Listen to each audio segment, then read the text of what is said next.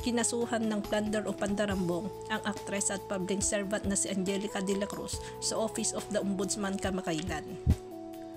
Aabot sa humigit kumulang na 70 milyon ang sangkot sa naturang kaso na umano'y mula sa kaban ng Barangay Lungo sa Malabon City. Kasalukuyang barangay captain ng Lungo sa Angelica at kumakandidato ngayong vice mayor ng Malabon.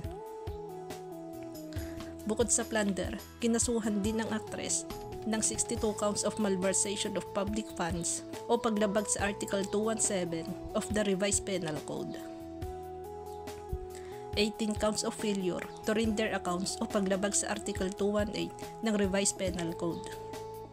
Illegal use of public funds o paglabag sa Article 220 ng Revised Penal Code. At 64 counts ng Anti-Graft and Corrupt Practices Act o paglabag sa RA 3019. Ito'y dahil naman umano sa mga nawawalang kagamitan. Hindi maipaliwanag ng paggastos sa pondo ng barangay.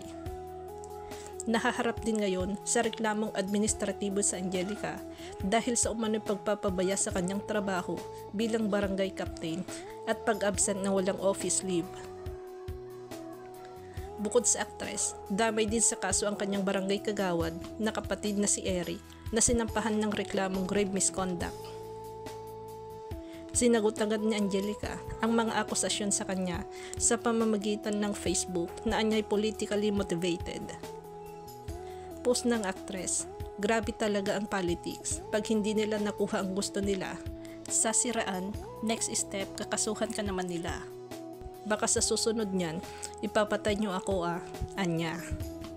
Wala pang inilalabas na office statement si Angelica hinggil sa mga kinakaharap na patong-patong na kaso. Sabi ng isang netizen, bakit? Tingin nyo mga nakaupo sa government, lahat may natapos ba? Di naman lahat. Iba nga mayor walang natapos, kahit councilor governor.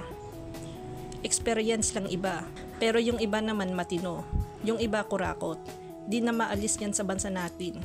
Dapat talaga pag humabol, declared mo lahat ng asset mo. Kung di nila sasabihin yung totoo, wag na payagan humabol. Marami sa mga nanunungkulan naging maayos ang buhay. Magkano lang sahod tapos maraming lumalapit nang hihingi ng tulong. Walang matitira, kaya sila nangungurap. At sa pork barrel, kahit anong gawin natin, wala yung pangungurap, inuuna nila. Kaya yung mga mahihirap, walang asenso. Yung mayayaman, yumayaman dahil nga maraming mga kapit sa government.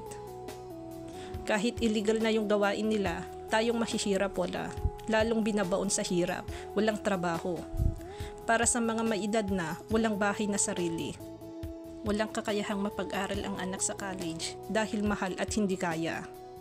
Ano pa ba aasahan natin? Buti pa sa ibang bansa, gaya ng Amerika may libre. Pati allowance ng bata, sa kantin meron sila. Sa Pinas wala, gutom. Dati nung bata ako, may nutriban na yung home economic. May niluluto na pagkain para sa mga student. Kahit lugaw, sopas, kahit simpleng luto lang, pero nutritious naman. Ngayon wala, gutom mga bata.